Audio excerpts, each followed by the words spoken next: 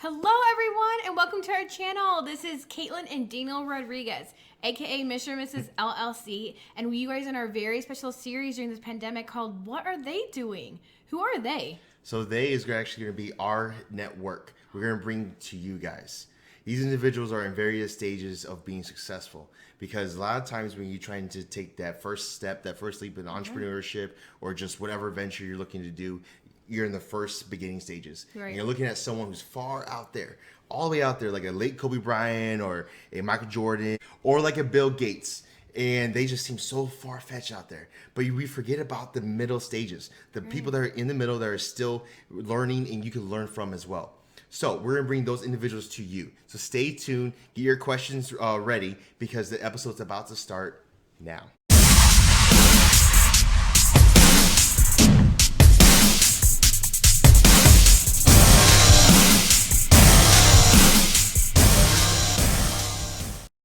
He has 20 years in the States. He's actually originally from Colombia, so he's bringing a little sauce to this, right? Soccer player, loves football, right? Very shy growing up. He said when we talked and he was telling me a story. Very shy individual, and he learned how to build his confidence up pretty fast. And we'll get into it today, but I think probably has a lot to do with you had to learn sales to get ahead in life and be able to navigate through that. And I think through learning sales and just the things you probably contribute, and we'll get into that a little bit more, but you said, you're the most, not you say, I see it. You're the most disciplined individuals that I've met. Very hungry, very humble in that aspect as well. But I guess it comes to your mantra. You tell me you prefer to have discipline over talent and intelligence any day, right? Right. That's like if you ask me, rate myself from 1 through 10 on how intelligent I am, I say I'm like a 4 or 5. Uh-huh. I don't think I'm I'm that smart, but one of the biggest things that I have is it's discipline, and I was passed that I was passed. I had discipline passed down to me at a very early age. I actually saw my dad come to the United States when he was 35, and by the time that he was 41, he went back to our country and he pretty much retired. But he worked hard 6 years straight every single day. And same thing, just working hard. And eventually, when hard work, when intelligence and talent don't go to work, discipline ends up beating them up. So Right. that's kind of like what I believe. So you would say a lot of that discipline mindset and that work ethic came from watching your father and the example he set forth, huh? Right. Yes. Sir. So, 100%. so I had this intro slide here just to kind of before we get started and get us or to help us get started. I like to kind of do a collage of the individuals that have guest speakers, and I pick and choose specific pictures because I like to get to know Javier a little bit more, and I want people who are watching to know who's actually talking, right? Who they're coming from, and for someone you have 3 kids, and I couldn't find a picture of the other kid, but you're a family man and very disciplined aspect. So I took that discipline factor to it, and I saw it here. I really want to know, not a lot of people are brave enough to take, a shirtless picture, especially before and after, and post it up there. But that after picture, I would say definitely helped to build that confidence. I don't know if you would have done that other picture first without it. So tell me a little bit about that. Like, what was that mindset and kind of tying back to that discipline and from that picture? Well, one of the main things one of the biggest shortcuts that you can have in life is to have a mentor. If you try to figure out on your own, you could be able to, but imagine going from Atlanta to California with no GPS. You might make it there, but it's gonna take a long time. If you have a mentor slash GPS, it's only gonna take you 2 to 3 days.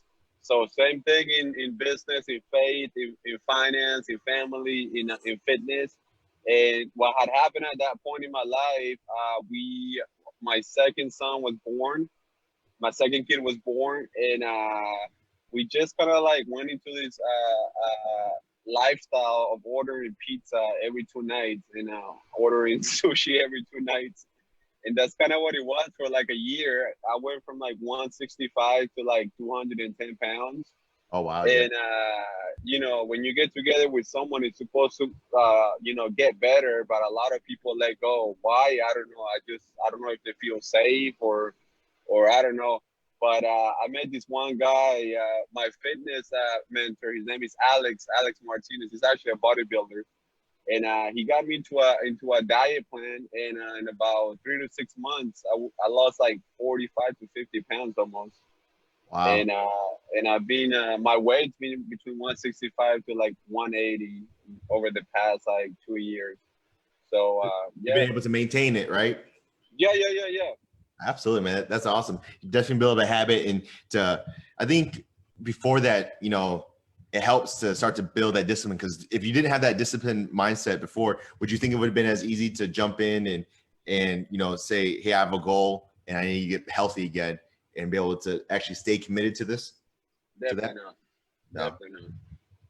Well, man, I wanted to just pick on you on that one just because, and I actually chose that picture for that fact is that, you know, not a lot of people, one, can post that and say, okay, yeah, I made a change, and then maintain it, you know, years afterwards. So, you know, that's definitely an awesome thing to see you're able to do. So just to kind of give you an understanding, Javier, I know I asked you, you know, to hop on here and kind of what are we doing and what are they doing series. Here, we're really just talking about more so of individuals, bringing on individuals who decided to, you know, enough was enough and take that leap. You know, either they had humble beginnings or they had a mentor or whatever it may be. Basically someone who wanted to be successful in some aspect. Usually it's business is what, you know, what we talk about, you know, being a business owner, being an entrepreneur and taking that leap. And when you are in that beginning stages, there's a lot of times individuals, you know, they think of people who they want to idolize or they want to be successful as. You think of like a Jeff Bezos or like um, I don't know, like a Ray Kroc or someone successful in business aspect. They're so far, right? They're giants Right. compared to you just getting started. You're like, I don't even know how to get started. So this series is basically what we are connecting people to are those individuals who are in the in-between stages, who's in the middle, right? People who have already gotten started and they've had some trials and conquered some things and have been successful, picked up some traits and mentors or whatever it is along the way. And they're still working and grinding towards their goal. They haven't hit it, so that we can relate to them a little bit more, right? You know, Right.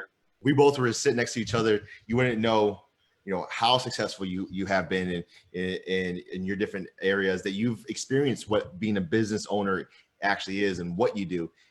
So with that being said, let's jump in. And I want to ask, you know, a couple questions. Yeah.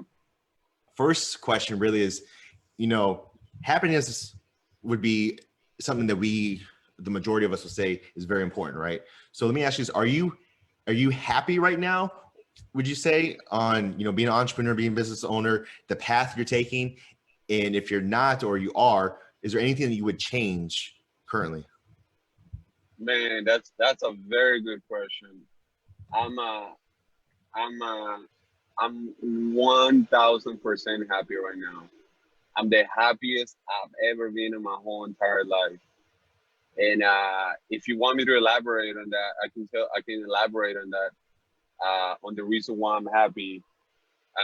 Sure. 2000 in 2010, I was in this relationship for about 2 to 3 years. We were a little bit too young.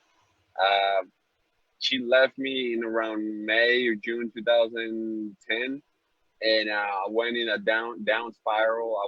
I didn't have a job. I didn't have any money saved, and for like 2 to 3 months, I was homeless. I lived on my car for like 3 weeks, and I remember August 2010 working. Started, I got a job driving a forklift at a warehouse.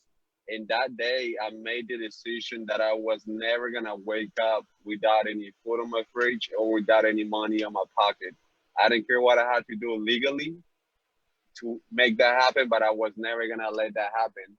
And for the past 10 years, this is the first time in these 10 years that I actually haven't worked every week of the year and every month of the year.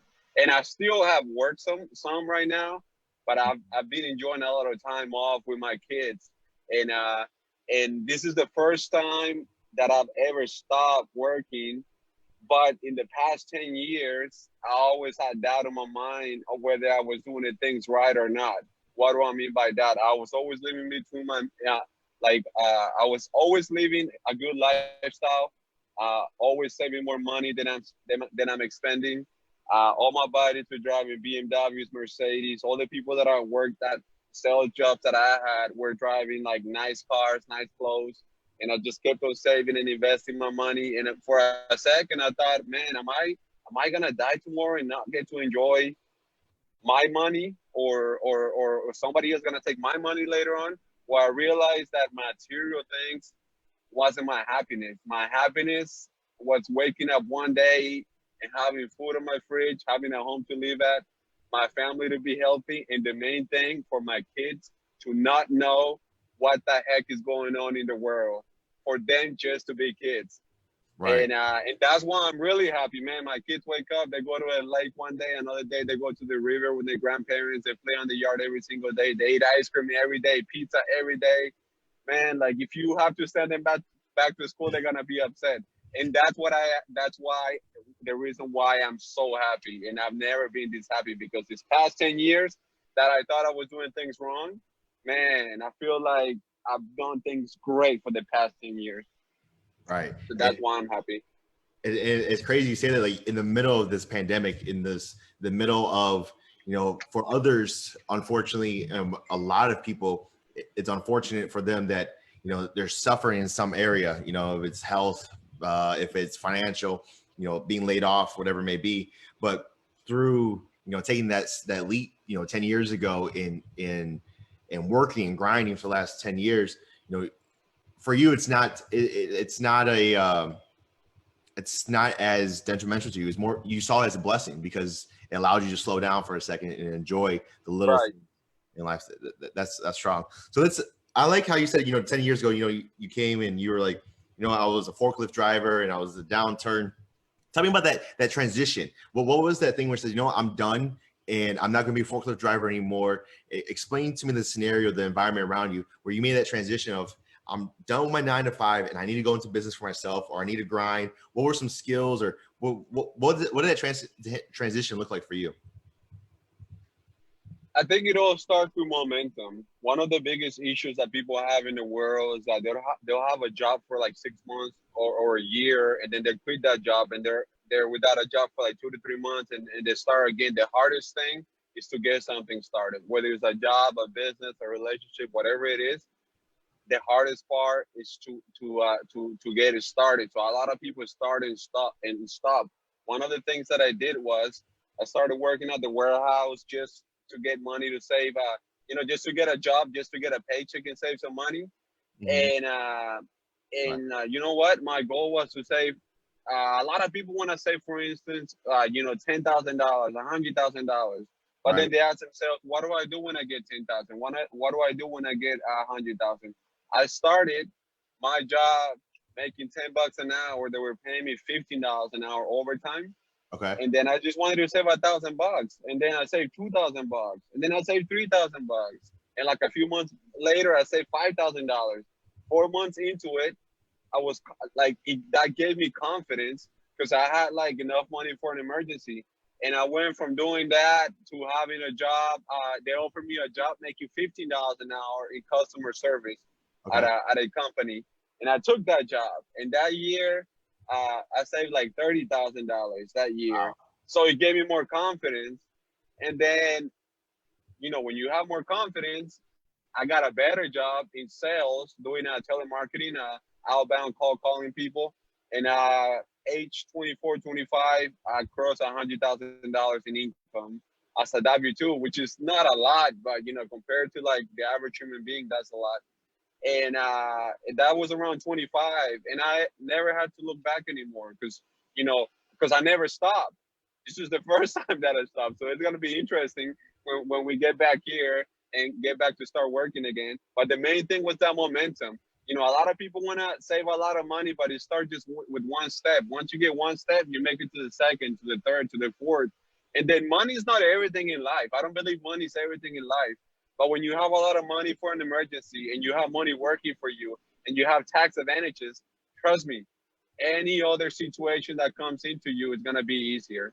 And if you look at my life, I can afford a really nice car. I can afford a brand new Mercedes. I can afford a lot of things, but that's not happiness for me. Happiness for me is getting my parents and saying, "Hey, you know what? We're gonna go to Bahamas, and I got it, and don't worry about money. I got it." That's happiness for me. Experiences, not necessarily material things. Material things are just temporary, in my opinion. Right. Okay. Yeah, I agree with that. So you started off with this momentum. You had a job, and you kept on moving on up, jumping around from there. So when you kind of took that from having a job, how'd you know you had the right idea, and what was that idea? Because now you're building money up. You must have had a goal for something. Okay, I have 40,000, 50,000. You start building it up. Now you want to. Was there something that you read or saw and say, "Hey, I should invest this," or what was that right idea for you? In order to make a transition into actually starting a business for yourself, and what was that business or the idea? Well, when I was 18 or 19 years old, I met a guy that told me, the person that you are now, or the person that you want to be, is gonna be the people that you talk. It's gonna be the average of the people that you talk to the most and the books you read. And I had never finished finished a book in high school. Like, I barely graduated from high school. I did like half of a semester of college, so I didn't even get didn't even make it through one semester. And when I started reading, the first book that I read was like Rich Dad Poor Dad, and because it was an easy read. And then I read Think and Grow Rich, and then How to Win Friends and Influence People. And ever since, I just got hooked on it. And I read for like 2 years, from like 19 to 21, but I wasn't getting any results. And that's what I tell people. I tell people to read a lot, and they don't see results immediately, but eventually something's gonna click. When or how, I don't know, but something eventually clicks, and then it's done. Whenever it clicks and you start building momentum, all the knowledge that you've had that's being kept in your subconscious mind, immediately it starts coming to your brain, and you start taking action without even knowing. So that's what happened to me. I was so afraid of people. I hated talking to people. I had to translate for my parents at first because they didn't speak in the English. I hated translating for them. I would sweat cold, like cold sweat. It was crazy. But then I don't know. I just realized that it was so assistant. Like, when it comes to sales, it's saying the same thing to a lot of people every single day, and that's it. Just saying the same thing and same thing and same thing. Right. So what was the business? What was the idea? So you had a lot of sales experience, right? You learned how to talk to people, and then what was the business that you went into then? When I started like making some money. No, not necessarily when you're just making money, but starting to invest, because now you're a business owner in different fronts, right? Well, let me back it up then. So you learned sales in different jobs. What's the industry that you do now? Like, what is it the bread and Oh, butter now for you? okay. So I was working at a Fortune 500 company, like selling advertising, and then around 2015, 2016, I started seeing the top people of the company, like the VPs, the CEOs, getting fired. And I was like, oh, this is this is not a good sign. And these were people that had been there for 15, 20 years. So I've always been a plan B type of guy, but I was just chilling. And then one year I said, man, you know what? A friend of mine, which happened to be in the trucking business, my dad was in the trucking business for 30 years. A friend of mine told me, hey, you know what? They're selling a truck here. You know what? You want to buy it together? I'm like, sure, why not?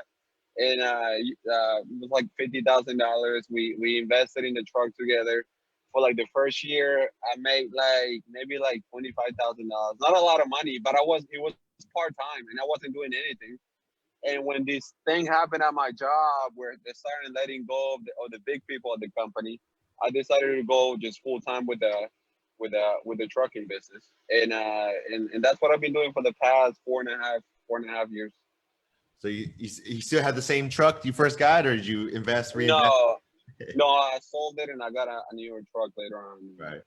I mean, So it's not when you think of of uh of uh trucking or construction or landscaping, a lot of people see it as a industry where there's not a lot of money, but it's not necessarily about the industry. It's about the person. Like, I have buddies of mine that run landscaping businesses and they make six figures.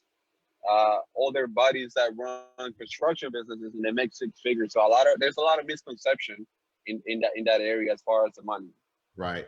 So then, so you saw people in the higher ups in your corporate, your Fortune 500 job, they're leaving or getting fired, and you said, okay, you know what, I need to have a plan B. So while you still had Right. the job currently, without them knowing, you started something part time to start to build yourself a second stream of income. Okay, how'd you know? So the reason why you felt it was the right idea then was because you had your dad experience, right? People you knew, and you figured you would try it Right. out.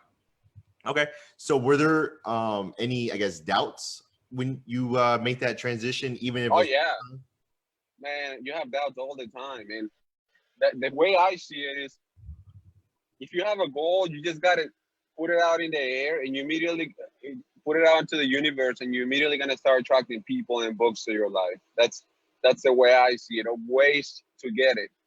And did I have doubts? Of course I had doubts, but there's there's a motivation. A lot of success motivates people, but what motivates me, I say 85% of the time, it's that fear of failure, of being homeless again, and it's different when you have kids. right. So you have to like kind of like have a vision and just go with it. That's the way I see it. If I'm gonna fail, I better fail quick, and then just go from there. But yeah, I still have doubts, man. I have, So so if you you don't have want to, doubts. You have doubts, and, go ahead. and you're fighting them constantly. You just said you still have doubts. How do you handle the adversity or the external doubts, like be friends, family, or whatever? They told Right you, now, well, when you first got started, and right now. just personal development, just personal development. Uh, if I would have had YouTube like in 2008, 2009, I think I would have been a billionaire by now. But I Okay. think that's the greatest psychologist. That's the greatest tool. If you have any issues, just get on YouTube. How to overcome anxiety, how to overcome doubts, and that's what I've been using for the past 5, 6 years. Uh, I rarely have any doubts nowadays. Maybe like 5% of the time, and that's because of the system that I have. The first thing that I do when I wake up is like I have the grateful 2 minutes that I call, where I pray, and I thank God for the things that I have, like my kids' happiness, my kids' health, my parents' health, and the fact that I have somewhere to live at and food. If I'm thankful with that, Right. I walk out on the street, and whatever comes to me doesn't really matter, because I have the main areas in my life. That's one thing. Another thing that I do is that I read a lot of biographies to see how bad people had it when they first started any business or any endeavor that they had, and then I read 20 pages a day of whatever book. And the good thing about this trucking business is that you're driving, so you're in a truck. So I listen anywhere between 3 to 5 hours of personal development a day, um, probably like 5 6 days a week. So that's how I stay kind of like sane, pretty much.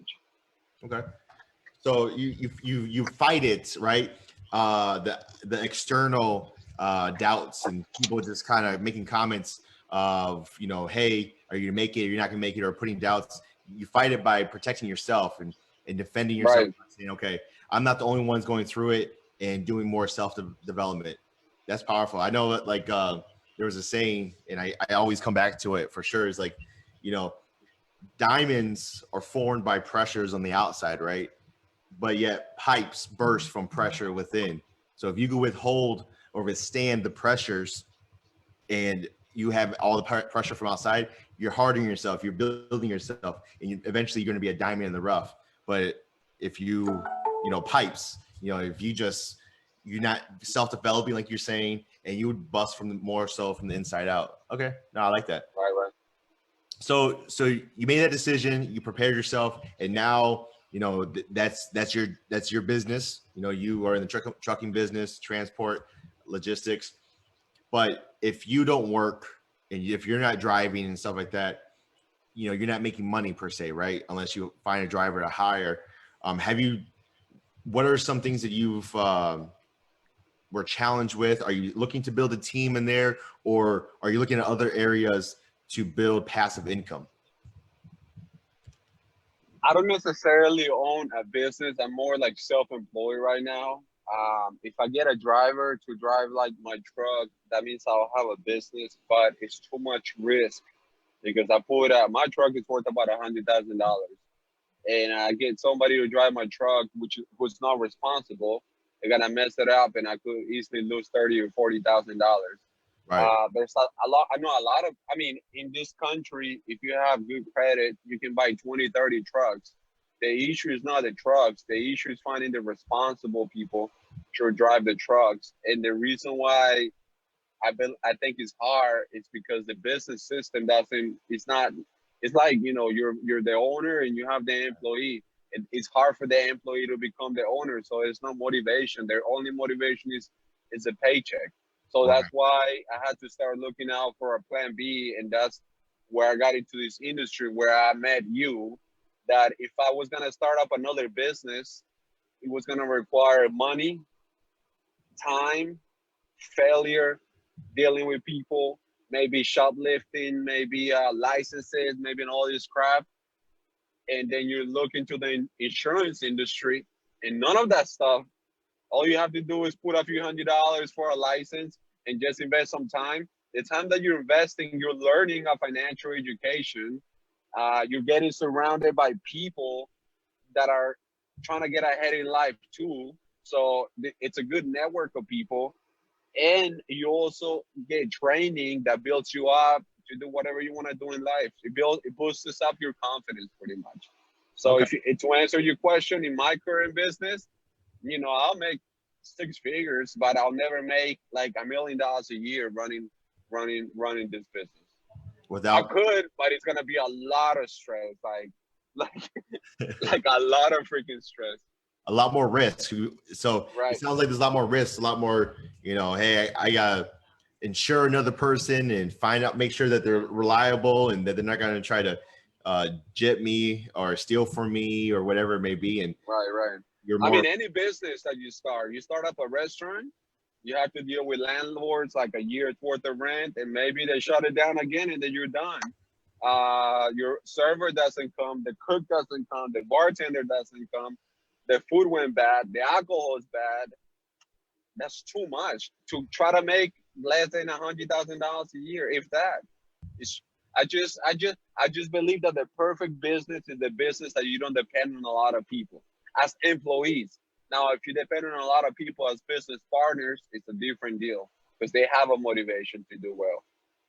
right. Okay. So I'm seeing a transition now. So you got the low income to the most, right? $10 an hour starting, working your way up, working up job to job, learning different skills, got into sales, you know, worked your way up and realize, okay, I'm here making some decent money, better than what I was before, still an employee, but realizing that you have no control, right? People are getting Right, fired or leaving. And then now you say, you know what? I need to transition into this self-employment, but basically you just bought yourself a job. Now right. you can make some more money. It's yours and you're in control of your schedule and whatnot, but you're grinding, right? And so Right. you're grinding. And then now if you want to scale your business, you have to take some more risks and, Right. you know, it's going to be a little bit more stress on your part. So you decided to go into the insurance industry because there's certain ways where now you can learn how to be a business owner. So tell me a little bit about that. So you're still juggling being a self-employed, having your own business, buying yourself a business, buying yourself a job. And so now you want to build some real passive income as being a business owner in the insurance industry. Tell me that transition. What's going on from there? Like, what's the goal with that for you? Well, one of the things that I look at is like if I keep doing what I'm doing right now, like I'll never have to worry about money. Like I'm good with money in that aspect. But I was looking for something that it wouldn't be a job or necessarily a business. I was looking for more like a sport, something that I can get into and study 24/7 and figure out and you know, kind of become like the Kobe Bryant of an industry or the Michael Jordan of an industry. I was looking for that, and one of my passions has been, again, you know, like I mentioned earlier, I don't believe I'm really smart, but I believe that I have common sense. And when I meet so many smart people in this world, in this country, that have so many freaking degrees, but they have, you know, $10,000 sitting at the bank making less than 1%, and they're paying $30,000 worth of credit cards. Let's say $10,000 worth of credit cards, paying 18%. The bank is making 17% with their own money, Right. and they're supposed to be smart. And they went to like all these schools, and they have all these student loans. Me, Right. it's like, man, what if I can show people how to like not get 20%, but at least get 7 to 8%, just doing the basic things. Like, what's the basic things? You know, don't spend a lot of money, and you know, have $3,000 expenses, make $10,000 a month. You have $7,000 to save on a monthly basis. Do you think you're ever gonna have any anxiety if you do that? You think you're gonna have any issues with your family, with your wife, with your kids? If you just follow those basic things. That's the way I see it, and that's why I like this business, is because it's about just common sense and persistency, discipline. Sometimes a lot of people tend to complicate things in life, and that's why they get stressed out, and that's why they get anxious about things, because they're complicating things. Get too complicated. So it sounds like, stressed out, complicated. So in the insurance industry, you're looking to build a team right now, right? You're looking to build a real business, and you decided not to do that with your trucking business or trucking self-employed job. Compare that for me. You kind of already alluded to it, but what would be like the biggest 2 or 3 things that building a team in the insurance industry is more beneficial for you than building a team in your trucking business? Well, in the insurance industry, the main thing is the mission. See, I'm a car transporter. We transport cars. If I transport a car over to your house, Daniel, yeah, you're going to be happy for like a day or two, but I'm not going to impact your life for the next 10, 20, 30 years. In the insurance industry, I see so many relatives, so many close friends, so many neighbors they're struggling because they don't know just basic concepts, just common sense concepts about financial education. And that's why I'm passionate about the insurance industry. That's one way that's more beneficial for me, because if I'm helping someone and I'm getting compensated, it's a win-win. Usually people that help people don't make a lot of money. Social workers, teachers, daycare workers, they're the greatest people because they're helping our kids. They're building our kids pretty much, but they don't make a lot of money. Firefighters don't make a lot of money. Cops are taking care of us. They don't make a lot of money. So usually when there's something where you're helping people, it doesn't involve a lot of money. The insurance industry, it's the people you help. The money is equivalent to the people that you help. If you help a lot of people, you make a lot of money. So if you teach someone how to save money, and every time they save money, you make money, how many people will you want to teach how to save money? Everybody. Right. Right. Now, No. if you train an agent to teach somebody how to save money, and every time this agent makes money, you make money, how many agents will you like to train to teach people how to save money? Everybody. Right. It's so perfect that a lot of people don't get it because it's so perfect. Right. Okay. So it seems now we're transitioning to, being a leader, because now you're training and you're more responsible. You're helping people.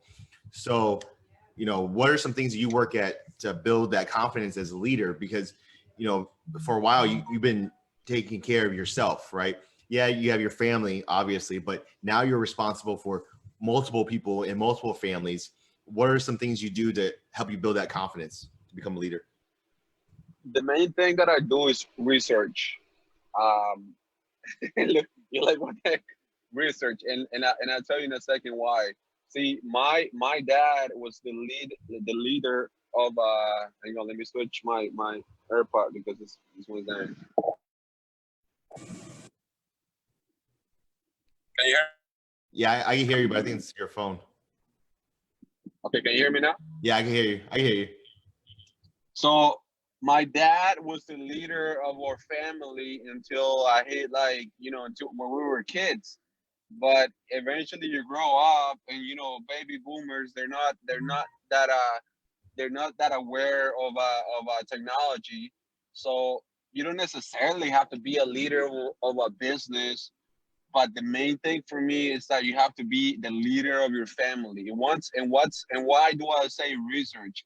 The first thing to become a leader is that you need to have a vision. And for you to have a vision, you always have to know what's going on in the world. And if why? Because you want to be able to deliver good news to everybody else. So even if nowadays with the pandemic, if you don't have a lot of money to like take advantage of the situation, the real estate, the jewelry, the cars, all that stuff, you're gonna be 10 steps ahead if you're just positive. You're a positive leader to your family because they're gonna look up to you. And whatever deal you want to do later on, 2 months, 3 months, 6 months, they're gonna say, man, you know what? This guy had a level head when the pandemic. You know what? I'm gonna trust this guy. I'm gonna keep following this guy. That's the main thing of being a leader for me. It's just delivering positive news and knowing that everything's gonna be okay. And planning ahead, always having a plan. Were you ever scared to make that next leap? I know you say you do a lot of research, but you're anxious, you're nervous, but were you scared every leap you made along the way from, turning from an employee to self-employed to now working on actually building a business through the insurance industry? Were you scared?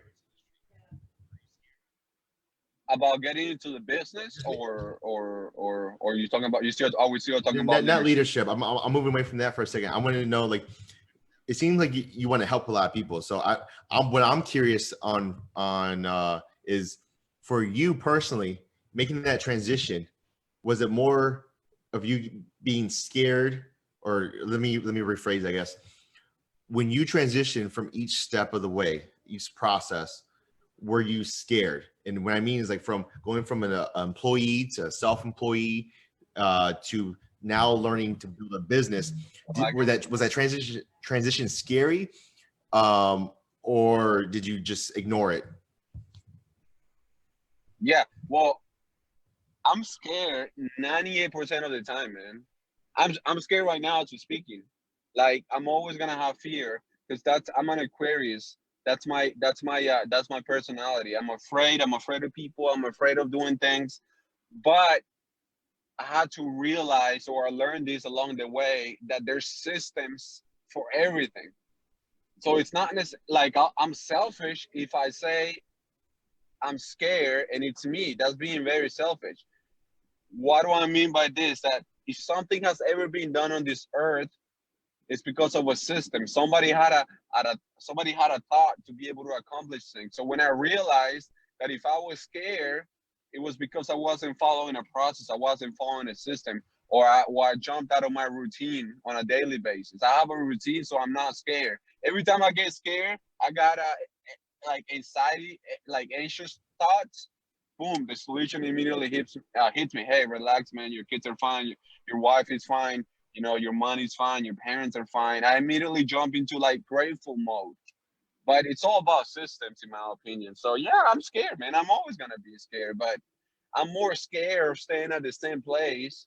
And see, when I used to play basketball when I was in high school, I was really good at basketball, but I was short. I'm only 5'9", so I couldn't jump that high. I didn't make it in basketball. I wanted to like become a professional basketball player. I didn't make it. I started playing soccer. I was average at soccer, but I was too slow. But there's so many players nowadays in the world that are slow. But guess what? They had the work ethic and they had the dedication and they had a goal. I didn't have that. So I'm 32 now. When I was about 28, I said, man, you know what? I wish I would have taken advantage of that. And that's one of my biggest fears, that I'm 42, and then I'm gonna say, man, you know what? I wish I had taken advantage of that when I was 32. That's my biggest fear. So you have That's a my bigger biggest fear of missing out and or Yeah. regret than the actual fear of doing stuff. Yeah. The actual picture of me losing weight, it was actually because my son was like idolizing Spider-Man. Oh man, I love Spider-Man, and I'm like, man, what the hell? Like that's not cool. See, I've always looked up to my dad. I haven't looked up to any athletes or like I admire some people, but my idol has been my dad. So when I lost weight, I said, man, you know what? I want my kids to be proud of me. And my son is barely 4. And like a few months ago, he told a guy at a park, like another dad, he said, hey, my dad is stronger than you. And I'm like, holy shit, like I'm doing the right thing. That's how I realized that it's paying off. So I don't want to be 45 years old and my son says or my daughter say, oh daddy, I want to go to someone's house because they have a really good dad that busts his tail and they have all these things, but I don't. Or oh daddy, I want to talk to that guy because he has a way of making it happen in business while you have a job. See, I don't want to be like that. That's my biggest fear. It's funny you say that because I feel very similar in kindred spirits in that part, because when I read the book Robert Kiyosaki and you brought it up, Rich Dad Poor Dad, I felt in my head as like I don't have any kids yet, but when I do, I don't want to feel like the poor dad, right? Where I had to tell my son, you know what, go talk to Tommy's dad because he knows how to make money, or he's the entrepreneur, he's the one that understands. I don't want to, and I don't want to even be on the outside of that where it says that my son doesn't learn from me or my daughter or whatever it is. I'm fearful of that too. It's more like I don't want everyone to be seen as that person of, oh, he doesn't have it together, or I can't trust him or have that respect. That is fearful. That's strong. That's really strong. That's awesome. Well, I don't want to take up too much of your time. I appreciate everything. I have one more question though.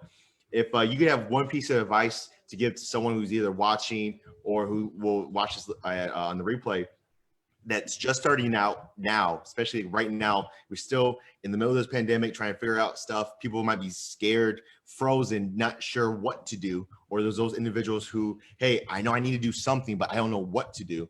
What would your advice be to give to them on what they should be doing right now? Just stay busy. That's it. Like just stay busy. If you have wife, kids, if you're in your 20s, if you're in your 30s, if you're in your 40s, there shouldn't be a reason why. Like I went over $100,000 the first time when I was like 23 years old. So if you're in America, you should be able to. That should be a standard. Why there's people that make $2,000 a week. That's $100,000 a year driving Uber. So it's not that complicated. But the main thing for me, it's have a goal, know what you want out of life, and just stay busy. Why do I want myself out of life? I just want peace. What's peace for me? Enough money saved. My kids have their toys, they have their food, they're happy, they can do whatever the heck they want. I need a car, so I have a car. Keyword, I don't need a Mercedes to get to work. I need a car. And that's it. Knowing that for me, the main thing, the biggest thing is peace. For people, it's a car or a house. For me, it's peace. To be able to wake up and know that I can do whatever the heck I want, and that's because of the steps that I've taken in the discipline. But the main thing is just stay busy. If you're not making money, you're gonna be spending money. If you're not learning something, you're unlearning something. TV is unlearning you. Facebook, Instagram is unlearning you. It's taking away from your brain. So if someone one piece of advice that I mean to make a point with what I'm saying is, if you have a family, if you have a wife, kids, if you're not spending time with your wife and kids or your parents or your immediate family, you should be working or you should be reading. If it's work for you, then you're doing the wrong thing. You got to find something that it's a passion that makes you money. Then I can guarantee you're gonna work a lot of hours and you're gonna be fine. It's not gonna seem like work.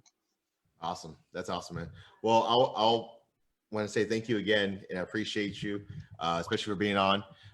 And I know that out of this pandemic, you're gonna come out swinging. So I'm excited to see what's going to happen with you. And I'd like to, still be able to go out one time. I know we said we're gonna go out and grab a drink or something. Yeah, yeah. Social distancing has got us separated. So Hey, thank you for having me, and again, man, thank you for being humble and the good energy that you have.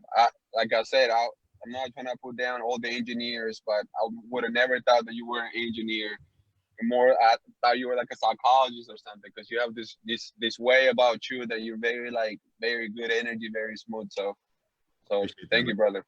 Yeah, well, right before we hop off, how can people follow you? Come and see, kind of follow your progress on, either social media. Is there somewhere out there people can connect with you? Well, I'm on Facebook. I'm Javier Vargas, and social media, I'm Javier Vargas as well. I'm working on that aspect. I don't post a lot of things on social media, but after this pandemic, it's a must. so I'm learning that aspect. That's awesome, man. Always, yeah. I love how humble you are too. You said I'm learning. Like, you're talking about making six figures, and right now you're just being comfortable. You're comfortable, and you're like, you know what? It is what it is. But I'll do it with a purpose. So I love it. I appreciate you, brother, and look forward to being able to spend some time with you actually soon. So you take it easy, all right? Be safe out there. All right, thank you, bro. Thank you. Bye-bye. Bye-bye. All right, awesome. Well, I appreciate everyone for hopping on today. That's Javier Vargas, really, really great guy, and I can't wait to learn some more great things from him.